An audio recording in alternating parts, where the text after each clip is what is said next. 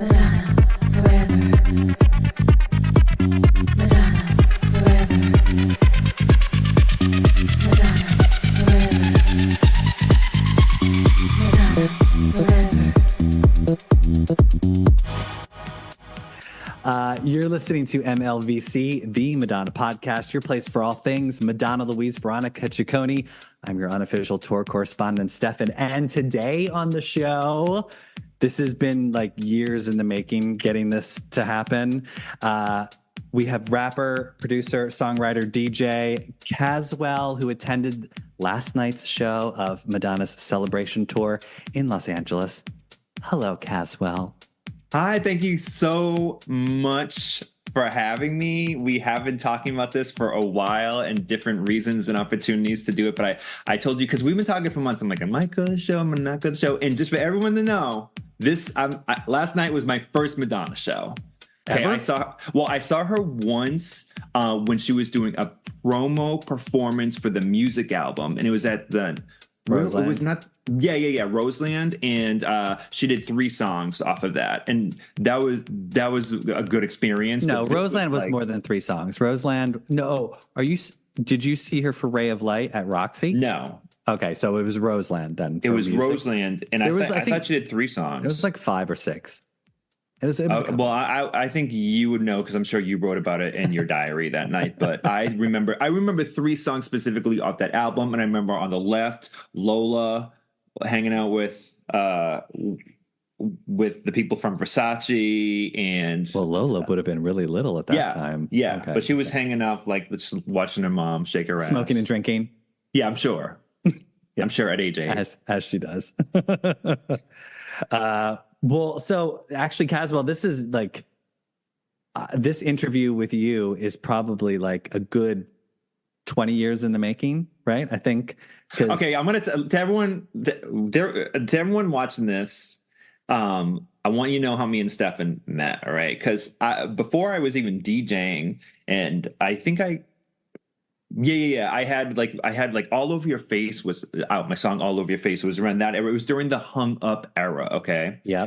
And Madonna had like fallen off the horse. It was, remember, we were talking about those moments. So you came into the bar. Yeah. Posh is no longer there. At Posh is no longer there. Right. So Cazwell was slinging booze and spinning, right? You were doing both. You were like, I think I just started DJing at the time, but and then that was the first place to start DJing too. But we would talk all the time about Madonna, and we came up with an idea for a script, which we copyrighted. So don't try to steal our idea. We'll come for your ass. And the movie is called The Day I Kidnapped Madonna. And here's the premise. Me and you, this is from my memory, stop me when I'm wrong. I think we were the stars. Yeah.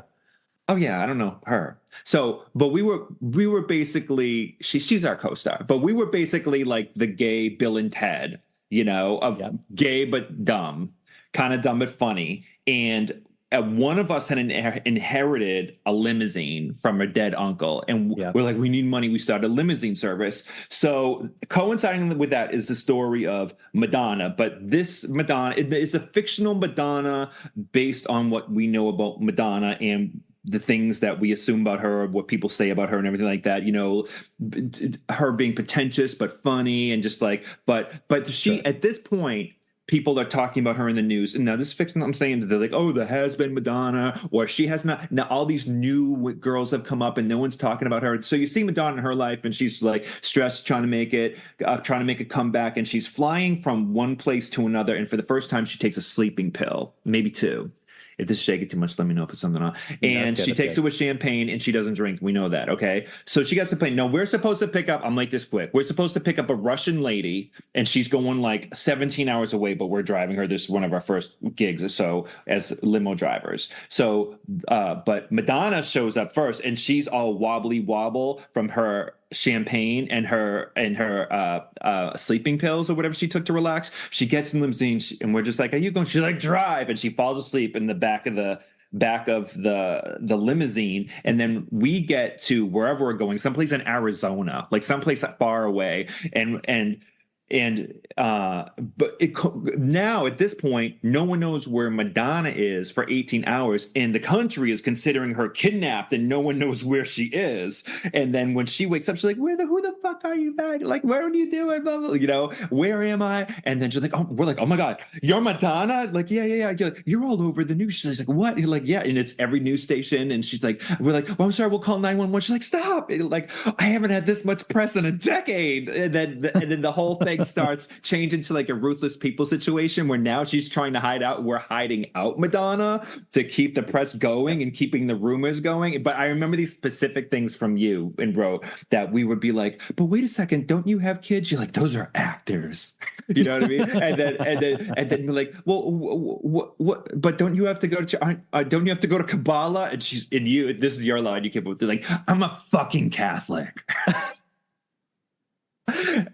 And I was like, maybe we could start like off Broadway and make our way slowly. Oh my God, that's so funny. Yeah. So this is how our love for Madonna and our talk. And by the way, one thing I love about you, Stefan, is that no matter where we are in life, I feel like every time I bump into you on social media or somewhere, it's like we just always pick up where we left off. You're like, I know. I feel like it's just the same. Like it's just sitting at the bar at Pop. I know you might as well on like a random Monday night because you were always so bored on Monday nights because there was like nobody in the bar, and I'd be like, oh yes, on my way home. And I'm like, come in, and you just ply me with drinks. And well, I feel this need to pour you a Cosmo right now. It's a shame I don't have any alcohol. Well, I don't drink bedroom anymore, so those are my drinking. Those are my drinking days. But hey, at least something good came out of it. We came up with that movie. You know, she'd never do it.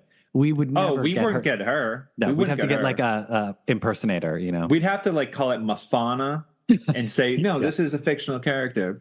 Like Devil Wears Prada stuff. You know she'd sick her team. They would come after us in a heartbeat. Defamation. I know all your listeners are rolling their eyes right now. Just get to the show, bitch.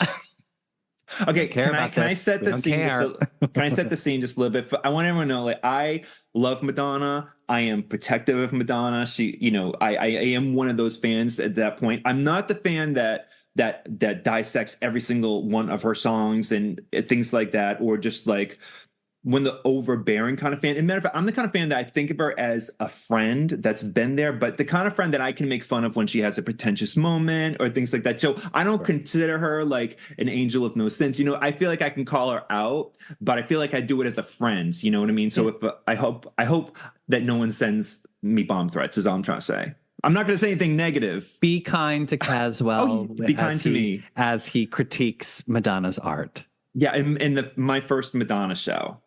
Yeah, I can't believe that that's the first time you ever saw her in concert. Yeah, This is crazy. I mean, you know, I don't really like to leave the house. I lock the door. I close the blinds. I don't like to go all the around time. People. You're out all the time. Well, only when I work, and then I have a barricade because I'm a DJ. Do you know what I mean? You hibernate, right? So yeah, I hibernate. I'm a Cancer. I love my home. This is where I feel comfortable. With me and my dog Cancer right now, but he'll come over later. Oh, by the way, I'm wearing vintage Blonde Ambition. This is not remake from Celebration. This is vintage. Let that be known. Well, seriously, like here, see, you can see it in the back. Vintage Blonde Ambition tour. And because of you had mentioned that you weren't bringing your phone to the show last night, like 1990 Madonna doing Vogue with Lewis and Jose. So I want to tell you, this is one of the best decisions I've ever made. So I'm new with this. I bought a second phone. This is from China. Okay, this is when people that know me need to get in touch with me. It's so small. It's a burner phone. No, it's not a burner phone. It's I got on eBay brand new, and it's the Pro 22. I can't even. But this is it. Yes, I love Demon Slayer. I'm into anime, so that's the phone I bring when I just like I can get an Uber with it. I can get my text messages with it. I can do Spotify with it. And I wouldn't go on social media just because it's so small, but I don't have social media on that phone. But when I have a message on the phone I'm using, like for my camera right now, that, hey, you need to get in touch with me, it's an emergency, hit me there. But how did you do a ticket?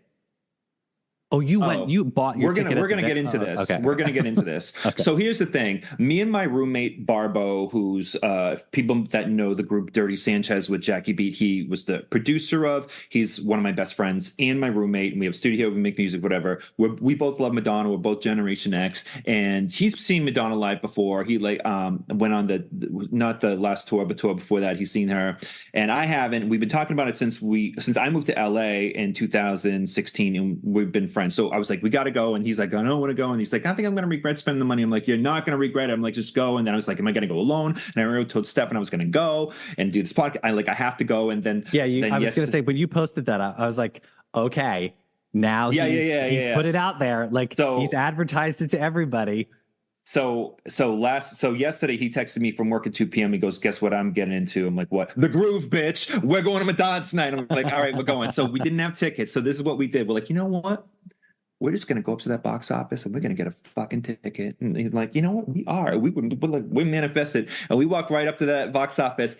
Motherfucker, for $150 each, I got second row, section K. Which is, thank you, because I talked to you first, and you said the stage facing to the left would be where they didn't have any left there. It's like everyone knew what you were thinking. So I got it, the stage where she had the bed and right there, second row, $150 the day up. It was great. It was great. That's amazing. Great seats. I'm telling you. Well, and those seats went for $650. Somebody just messaged me today saying that for tonight's show, they released a whole slew of really amazing tickets for a really great price. I'm like, what? Why are we all freaking out when the tickets go on sale? Like, let's just wait till the day before. Right. I'm glad. I'm also want to let you know that since my experience with Madonna, I think I texted you, I have not talked to anybody about it just so like you would get the first thing that comes out of my mouth and nothing's planned. Like I wanted y'all to be authentic, and with you, I owed you this. So do you have questions or do you want me to go from... I think you're doing fine on your own, Cazwell. All right, so let's start at the beginning. I don't need to ask any questions. You can just talk. It's fine. If this is live, are people like typing questions? Good question. Let's see if there's anyone in the chat. Is anyone listening? Sometimes. Oh, I see the chat. There's a chat. Okay, hold on. Let's back up. People are saying hello. Yep, I did keep that. I did keep that in the diary. That is correct. They love your story. They also say you're a talker. So... All right. Well, that's why we're here, right? Not to watch us in silence. No questions yet. But if anyone watching, if you have questions, we'll periodically check the chat and Cazwell will answer in real time. First thing I'm going to say is I had expected in my head that this was going to be like gay pride because I'm in a gay circle and everybody I know that loves Madonna is gay besides like a couple women that are like work in the queer industry. You know what I mean? Sure. So I would say that it was like 50% gay men, and then the rest were kind of like your aunties. There were a lot of aunties wearing tutus and leg warmers reliving an 80s fantasy. This was part of the fashion, but there was, there was fashion there, and there was like people like someone was in like the chrome bustier outfit, and people came. It was an event. I saw some outfits. People were dressed. Yeah, people were dressed. I literally had a half hour from when my roommate got home to go, and I thought we had more time, but we had to rent a car and drive there, then do a ticket. We didn't want to be late. I'm pretty punctual, hence here we are. Yeah, I was going to say you were a little late getting to the interview today, but that's okay. But it's still punctual because I kept you in the loop. Yeah, you were texting. That's how I think, anyway. You were texting me. Yeah. Okay. Is that how it works? As long as you're texting, you're not late. Yeah. You don't feel late. I'm keeping you updated on my lateness, so therefore it's on time. There you go. I see. All right. You must have been terrible before. You must have been terrible before cell phones. Oh, you took notes? I took notes. Okay. Cazwell's holding up a notebook, a handwritten Madonna notes. It's titled. Everything I do is handwritten. This is almost as good as Madonna's writing in the sex book. Mine is probably not as legible. Dear Johnny, I was at Madonna last night. My name is Tita. Okay, so I went with no phone. And first I want to say, if you're going to an event that you want to be in the moment for and just feel it and just take in everything. Don't bring your phone. There were at least 7 to 20 times during this whole show I would have been tempted to pull up my phone and just start recording and then focused on my phone on this, but I was like I was getting it all in. And from where I was, and I believe we're just about how it was set up and the screens and everything, there was never a moment I felt like I couldn't see anything. Do you know what I mean? So that was really great. I want to get that out of the way. So Bob. First thing you heard is Bob's voice. I think that he did a swell job. Before I get into Bob, do you know Bob? I know Bob personally. Okay, I know Bob personally. I know you're in We're those friends. circles. You're in those circles, Right. I felt like they were people that would have asked for tickets from him before me, and I saved those favors for like life and death situation. So I wasn't going to ask him for that, even though it did come to my mind. Okay, now before I get into the show, I need to talk about why I wasn't going to go to the show and why. This is the part where y'all are going to hate me for like 10 seconds, but I'm going to bring it in. So the reason I wasn't going to go to the show and I wasn't excited about the show was because all I saw on the show was on YouTube. Don't give me that look. All right. I'm waiting. I'm curious to hear.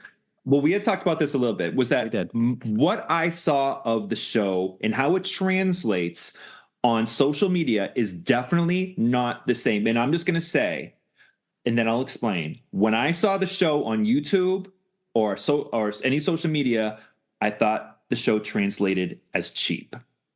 Just hold your breath. And I'm just saying that, and I'm trying to figure out why. And I think the reason for it was because I wanted something big, and it didn't look like that. Like this is big. Like she's doing her greatest hits. And now the past 6 months, we have been injected with images of the Formation Tour and Taylor Swift. And obviously is this big dome LED screen behind Beyonce and voguing with robots and crazy shit. And then you see Taylor Swift jump into an LED pool and she swim. So then Madonna, everything is just like black. So it almost looked like an old school show with before LED screens and before like crazy special effects. I'm like, why does this appear so low budget to me? And that was one reason. And the other reason was because like, so she's always in like, you always see like black behind her. Like sometimes you'd see those screens that go down, but that didn't seem like a big deal at the time, just from watching it there. But what I realized about this show, which makes Madonna so great and courageous, is that she took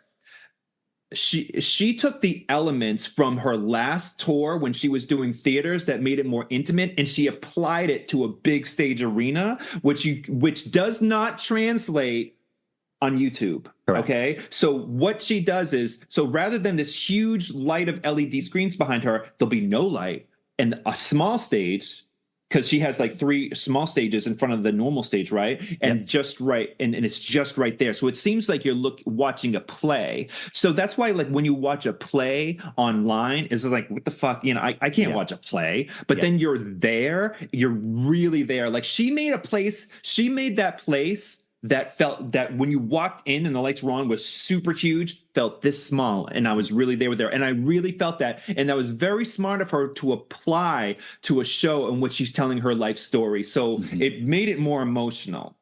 Okay. So I need to say where I was wrong and what I learned to get there. Okay. Because that's important when talking about this particular show, I think. All right. Yeah. So now I'm here. And I will say you are correct. A lot of people have echoed your sentiments about me included, of how what you see online does not translate when you see it in person. It's vibrant and epic and massive. Yeah. Well,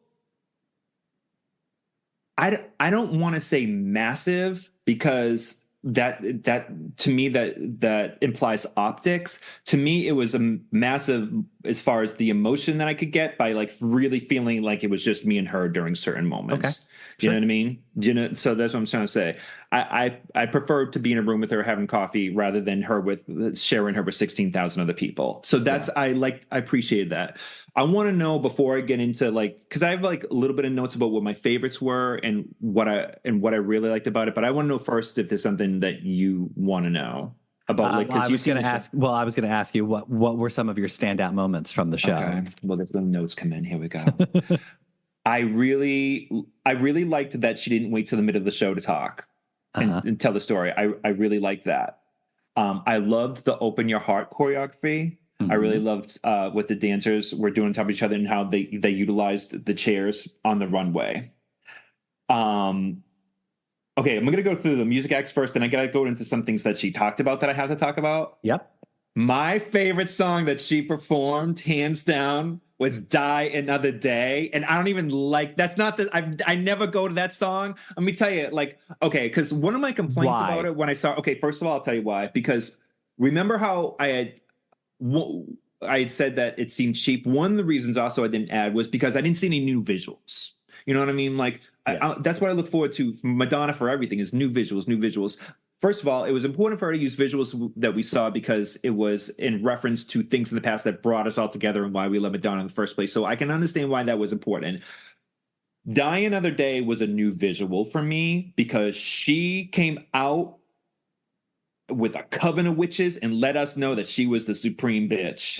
Like that was to me the choreo I love, especially when it's just her and those other two dancers and lights go off, lights go on, and there's like 17 witches around her. I'm like, bitch, and just like all, and then with her and on the screen and how like they utilized the like I don't even know what that symbol was. Oh, it's not a pentagram, but it's no, it's not. But shit got witchy real quick, and then her with the hats and all the like how everything looked with the dances she was doing in the perfect symmetry of it. That was just beautiful. Like I want a video of that. You know, that was the thing that really inspired me as far as like a new visual and seeing Madonna, just the whole witch theme for that. I don't think that got enough burn as far as like people talking about it for me. Go on. So I'm gonna tell you. So one of our resident hairstylists, Jason Lee, who had been on the show, he was in the pit that was right next to the bed, and he noticed that Madonna does much of that choreography with her eyes closed.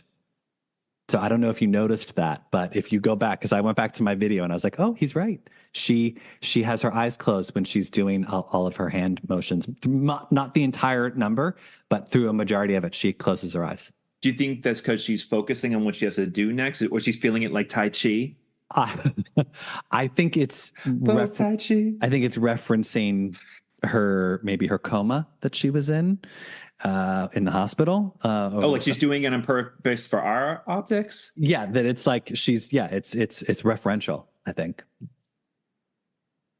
Well, she was doing a spell. So exactly. She was hypnotizing us. Yeah, so she's supreme, clearly.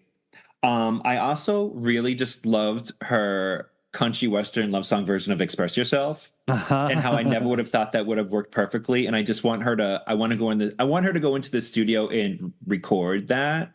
I think that she should just do a cover of her own song, Own the Masters, drop it, and I think that it will do great.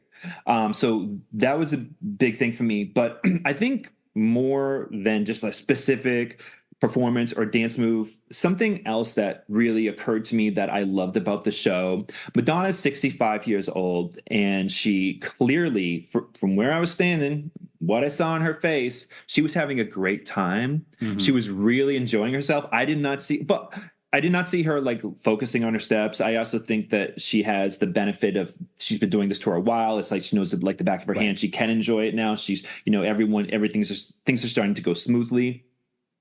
And I think that she's always tackling different things, and I think she's tapped into a way to hit ageism over the head, because I feel like she was not letting her body get in the way of showing her body. Let me tell you something. When a woman is 65 years old, she don't show this shit. Mm-hmm. She don't show this. The most photoshopped part on a woman's body is the armpit area. Do you know what I mean? And she knows what she looks like. She still looks great. You can still see the muscle tone, but you know the shit ain't clamped together like it was when she was 32, and that's normal. And but the thing about it is, part of her looking great is her pride in her body, and I'm so glad that she hit that part in her life. You know, that because that's a big obstacle for people to have when they turn like a certain age. It would, for myself included. By the way, Daddy Department, if you are now a daddy, maybe Generation X, daddydepartment.com, you're change your life. That's my brand. Unfashionable clothing for unfashionable people, brought to you by yours truly. Little plug. I was going to say, well, all of a sudden, sponsored advertisements brought to you by Cazwell. That's not a problem, is it? No. Everyone, Santa Claus came on and plugged his shit. I mean, that's yeah. What do you think I'm here for? Okay, so that was a big thing for me. I have a couple other things that I want to talk about, but I really want to know if you have any questions or you think they want to know anything about a first timer. My cherry got popped last night, like a virgin. Hold on, let's go to. What did you have any good celebrity sightings? Because it's LA. And you were on the floor. You must have seen some. You know what? I saw like 3 gay guys that I knew were famous stylists that I knew I'd seen before, but I didn't know their names. And I really wasn't looking. I was just looking at Madonna, and pretty soon after I got to my seat, the lights went out. I was gonna say she went on like 9:30. I think I heard. Yeah. Oh, by the way, like we our taxi to our car. She had told us that she saw Madonna leaving, so Madonna got out before we did. Like she probably was out in that same outfit, was surrounded by 4 black SUVs. Yeah, she's just like right out. Yeah, she's like, kids, get in the car, let's go. Gotta go to bed. I think they're in a separate car from her. I don't even think they. Oh, okay, so I just thought of something I didn't write in my notes. It is like definitely proven to me now that I feel this way. I have a special affection for Mercy James. And there is some type of beauty that just exudes from her and just loveliness that I just love, and just authenticity, and just always so gracious naturally. Like I can't, like you ever meet somebody or just see them and never even talk to them, but you just know you have love for them. Like that's been like that for like a couple years now with her, and she just was glowing on the stage. Yeah, she's great. And I love watching how much Madonna like absolutely adores and loves her kids. Yeah, you know? It's beautiful, and they're also talented too, which is wonderful. I mean, it's another question. Is it true that they were filming last night? So I don't know if you saw the picture that's been going around, but Jonas Åkerlund, one of Madonna's previous directors, he was there, and apparently he was instructing cameramen on what to film last night. So there were cameras. So I had seen video of her last night, and when I was watching it, I was like, wow, she's really turning it out in this performance. Like, not that she doesn't turn it out normally, but like, I think part of what she's been doing with Celebration is, you know, she's doing back-to-back shows sometimes, and I don't think she's going balls to the wall during every performance, so that way she can not be exhausted every night. Right. But last night when I was watching her, I was like, oh, she's really stepping this up. And when I saw that they were filming, that made sense then, because if they're filming her for what we all assume is going to be the eventual tour film, that just makes sense. My roommate saw Stuart Price walk by us. He's there. I think he's there every night. And I thought he said Vincent Price. I'm like, he died like a long time ago. He's like, no, Stuart Price. I'm like, oh, where? And then the back of his head was there. So I didn't see him, but my roommate did. Oh, so you didn't even get there for the DJ? Oh, he was DJing? No. So, well, I think sometimes Stuart does. Yeah, actually, I think Stuart was DJing last night. Oh, I did see the DJ, because then we got back up and got a drink, and then it was like dark really quick. I did see the DJ. He looked really young, like in his 30s at least. He didn't strike me as Stuart lighting, Price. Lighting can. Well, I think my roommate would have recognized that, because he loves Stuart Price, and he didn't say. Who knows? Maybe it was. I didn't think it was. It could have been. It could have been the profile. Question in the chat: what was your favorite performance last night? Was it Die Another Day, or did you have it? Die Another Day was my favorite performance as a whole, and I think that, I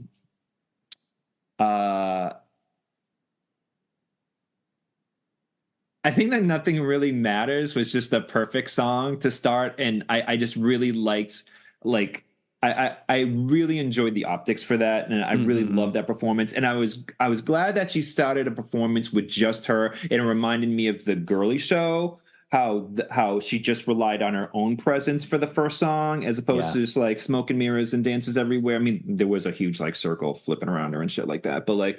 So I think that that's something I really appreciated. I like it when she's solo, but when the dancers like compliment her in a certain way, that is new to me. Yeah. Okay, so for instance, remember in Blonde Ambition when they did that choreography for like a prayer, and no one's seen shit like that before, just moving from stage to left to right. Like that time, that was new.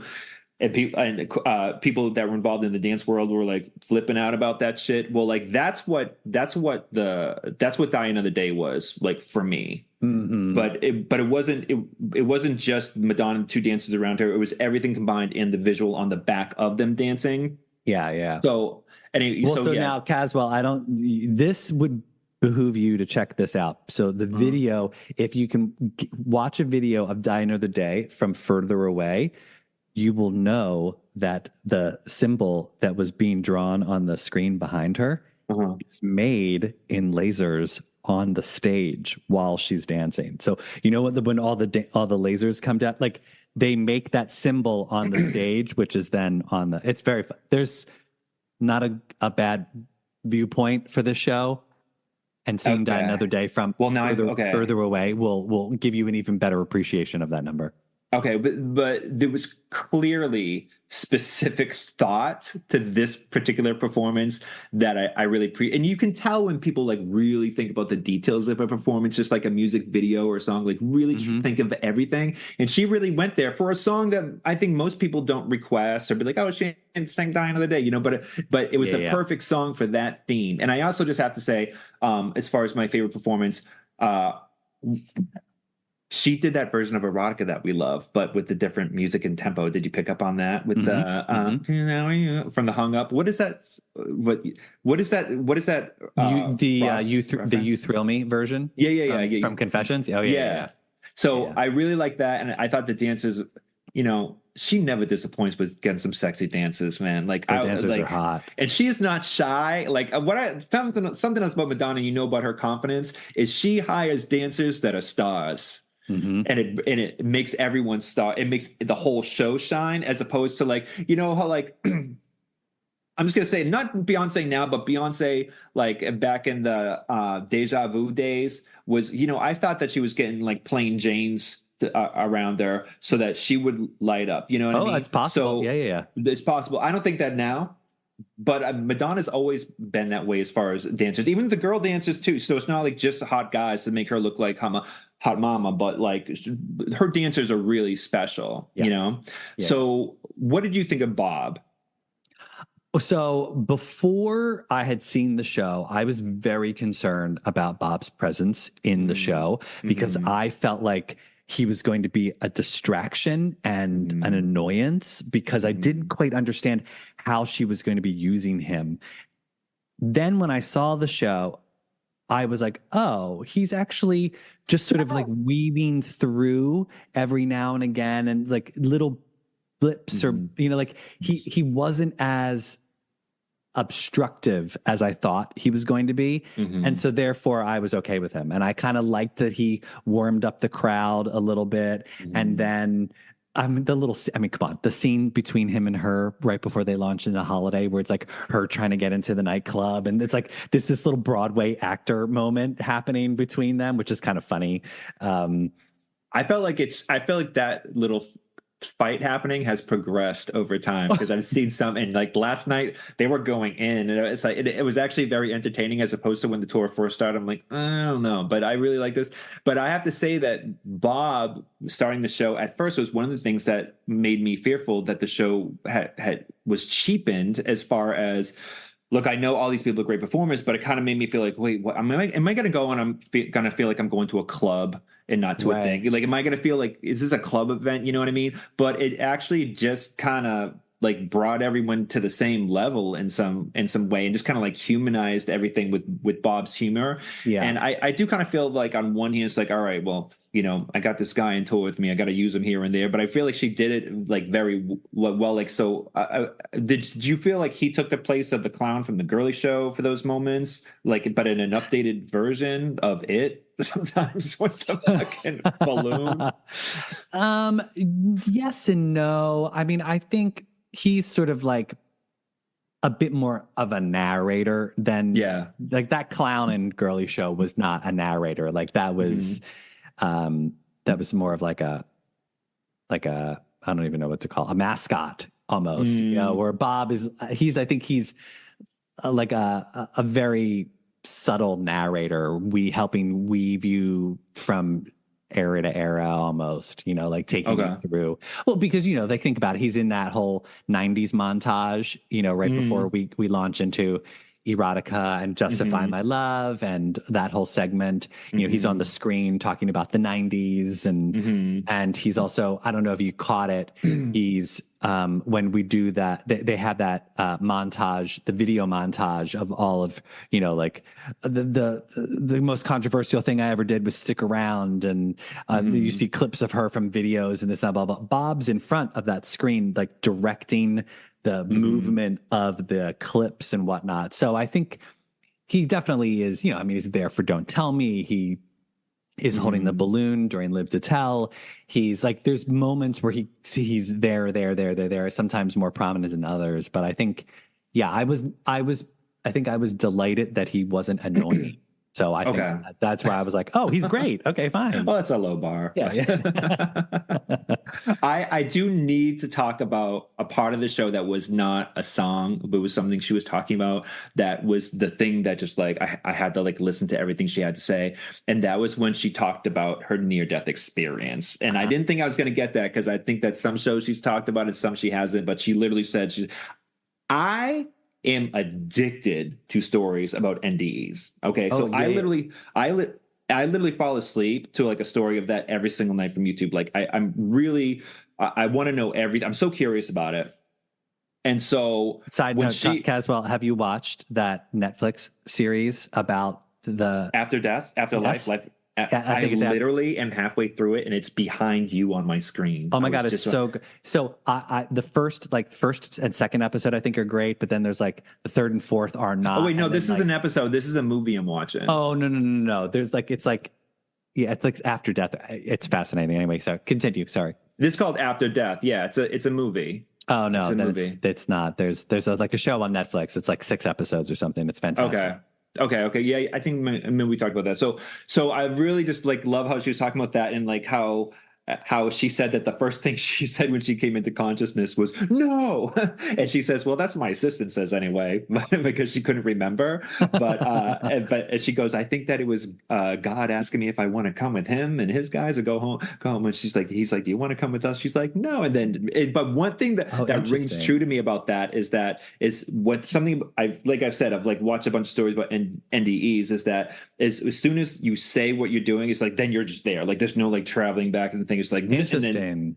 So it's almost like her words to God or whatever happened to her. I'm not trying to talk religion, trust me, but like that it happened like simultaneously. So I'm really fascinated about her NDE. What was she saying about this? So I didn't see video of it. Well, she was saying that, I had a near-death experience. She's like, it's true. I'm not fucking with you. Like I was in a coma, a self-induced or whatever induced coma, or for 3 days, medically induced coma for 3 days. And she's like, I almost didn't come back, but I could tell that there was a lot more to her story. Like she probably wasn't going to get into it, that moment, she's kind of like on stage, she has to do a song. So right. But she had said that she also said that, when she was like recuperating in the bed, that she had an oxygen mask on, and her manager, who's a pain in the ass, she says, came up there, he goes, so when are you going on tour? Like, if you are, when are you going on tour? You don't have to do anything you want. And she like pulled out the oxygen mask real fast. She goes, 2 months, and then put it back on. And she goes, and here I started 2 months later. You know what I mean? Like, so I from everything she talked about, watching her perform, I can tell that Madonna doesn't take herself so seriously anymore. Like, I don't think she beats herself up when she makes a mistake. Yeah, you know, I don't think she's so wrapped up in being perfect. I'm really proud of her for just like, because, you know, if this was the Madonna 10 years ago, even, I honestly think she would have had like nude colored spandex on her arms or something like that. Like, I really do, because I think there's a difference between when you're just starting to like look different than you did when you're in your 30s to when you're like fucking there, and you're like, and there comes a point you're like, I don't fucking give a shit anymore. This is me. I'm fucking 65 years old. But the thing about it is, like, Madonna never gets the credit she deserves, and this is the part that I get protective over her, because like I forgot what tour, she was just like 50, and she, you know, people like, oh, this old lady thinks she can dance. The bitch is literally like dancing on a balancing beam. Like, what does it take for her to impress you assholes? You know what I mean? Like, and then Britney gets up and just says 3 things behind the podium at the VMAs and was like, oh my God, yeah. You're just like she. So you were talking. No offense to Britney either. I don't. No, we love Britney. You were saying how if Madonna makes a mistake now, she doesn't seem. So last night, apparently during the very beginning of Hung Up, she got her microphone knocked out of her hand, and she like had to like go and like she was working it into like picking it up, and then she started singing the opening bars of Hung Up on Tokisha, and then she just started to laugh. And I saw that clip online, and I was like, I thought the exact same thing that you just said, which was Madonna 20 years ago would have been pissed. Oh, she would have been cracking necks backstage.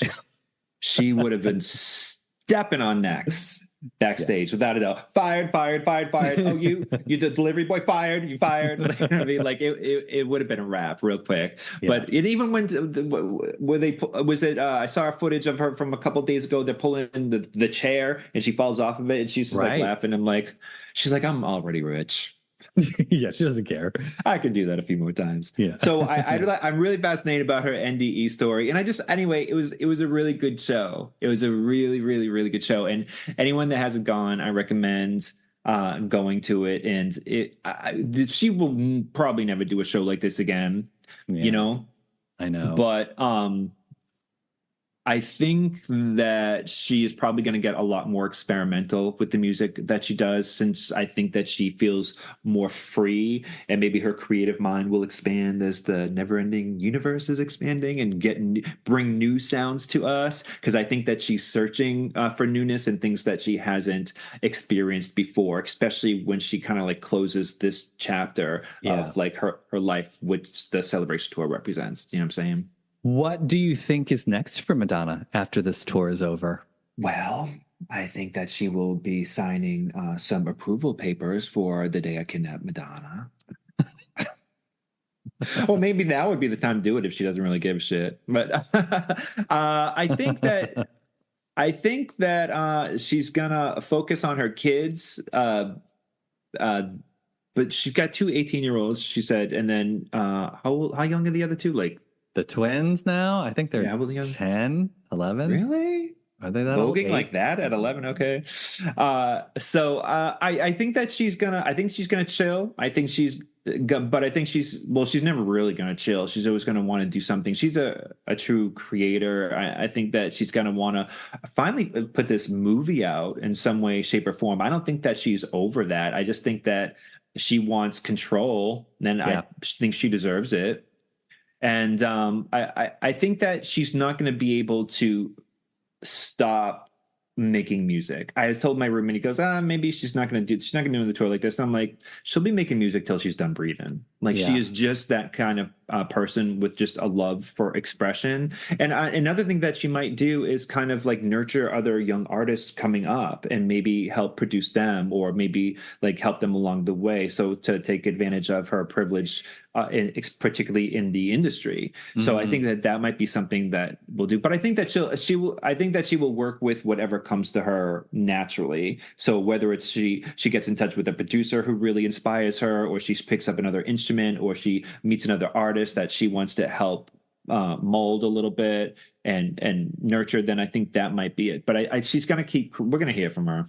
Yeah. I hope there's new music coming from her, because I'd be really fascinated to hear what she wants to sing about now that she's had this big ordeal, and you know, if her life has changed and how she feels about life. And well, I will say something that based on the NDE stories I've heard, one thing people talk about is that there is music happening and that it is sounds and colors that cannot be seen. So if she tried to translate that into music, even if it sounded like some Enya shit or like the Vespertine album from Bjork, where she goes really light and experimental, I would love that. I hope that she continues to make music that pushes her boundaries and experiments. It doesn't even stick with the pop culture rules and structure of a song. So if she's not doing the typical structure of a pop song with, like, you know, 2 bridges, 2 verses, the bridge, 2 verses, then and a chord, the hook, then I'm fine with that too. I love to see other artists like grow,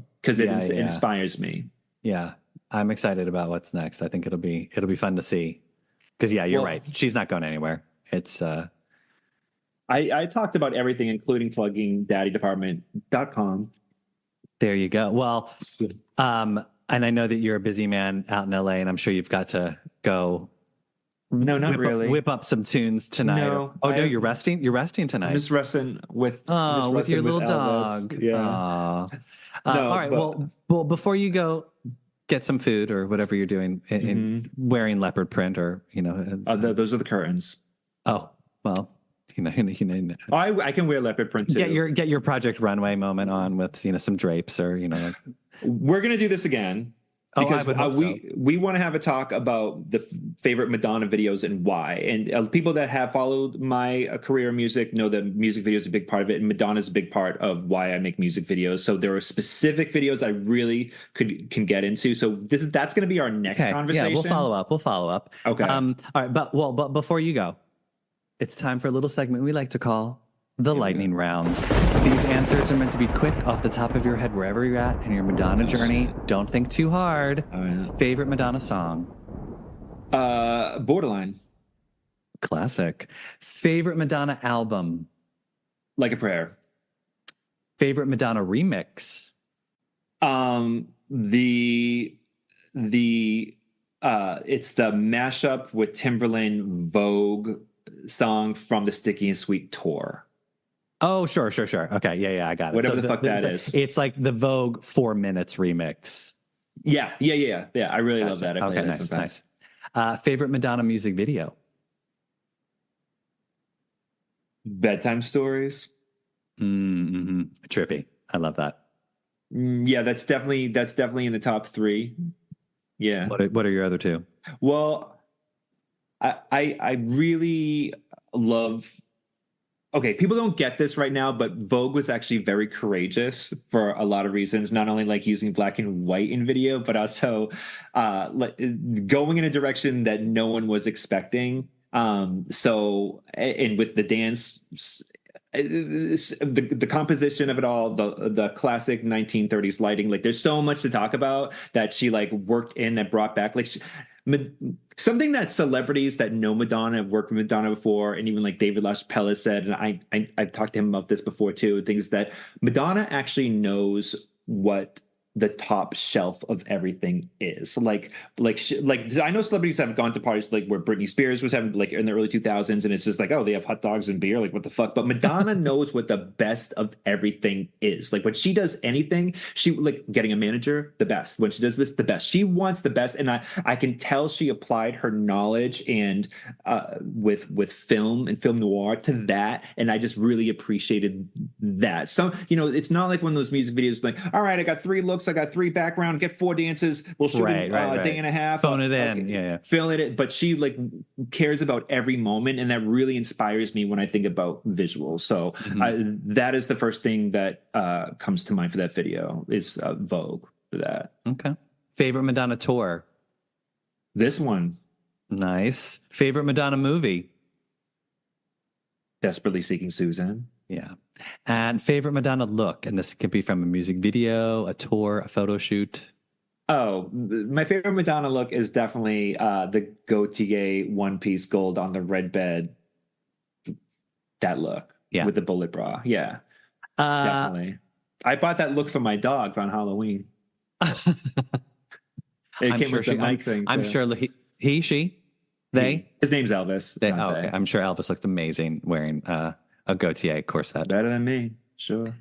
Cazwell, tell everybody what's next for you. When is there new music on the horizon? Oh, from thank you for asking. Well, right now, Daddy Department takes over my day basically from when I get up till 3 p.m. I have all the inventory here. I take care of that. If you're We're in dropping- LA, I think you're what? You sell out of the back of a van on the corner of La Cienega and which block? Don't try it, bitch. They're in 2 different closets over there. It's all my inventory. We have brand new plush red hoodies dropping tomorrow morning. So letting y'all know they're going to change your life. So this takes up my day a lot, which is a really, we'll talk about that another time, but this is a good thing for me. I have an anthology album of like a bunch of songs, some never heard before, new singles, and the songs have been remastered that are coming out with my label Peace Biscuit that I was with for 14 years. That's coming out this year. The aim is May right now. I also, am working daily on a second album of mine with 9 songs with all new tracks. And the next track that will be dropping, as far as my schedule in my head is going, is that we have a Daddy Department song called "I Love You, Daddy" that's gonna come out and cross promote the brand. So that's what I'm working on right now. And if you're on YouTube, which you just might be, I have a channel. All my music videos are on my Vivo, but I had a channel like this so I can get personal with people. I only have like 3,000 subscribers. I'd love more, and it's Cazwell TV on YouTube. So go there, click it out. Let's let this relationship flourish. And yeah, so that's and you're on pretty much Instagram everything. too, right? You're on Instagram. Yeah, I'm everywhere. But I told you I turned that iPhone off, and then people hit me here. So that's the only way I get things done. You know, I ain't falling down another rabbit hole again. Yeah. Not doing it, Stefan. Well, and remember, everybody, you can find us on Instagram, Twitter, and Threads at MLVC Podcast. If you'd like to donate to the show, we're on Venmo at MLVC Podcast. Or if you like this video, smash that super thanks button. Show us a little love. If you've not yet subscribed to our YouTube channel, hit that subscribe button so you never miss a video. I'm going to be going live with people for the remainder of the celebration tour over the next couple of weeks. So you'll be able to hear people's reviews, just like Cazwell's. Otherwise, this is wonderful. I'm so glad we were able to do this and finally twist your arm to get you on the show. But no, you're one of my favorite people. Like for the rest of my life, I'll always I will always reconnect like this. Like you just said that I have that connection with you. So it was like really awesome for you to be the first person to hear my opinion of the show. I thank you for holding it in. I don't know how you did that all day. Yeah, I ran to the bathroom a lot. Stay where you are. We're going to end the live. But until next time, everybody, thanks for stopping by.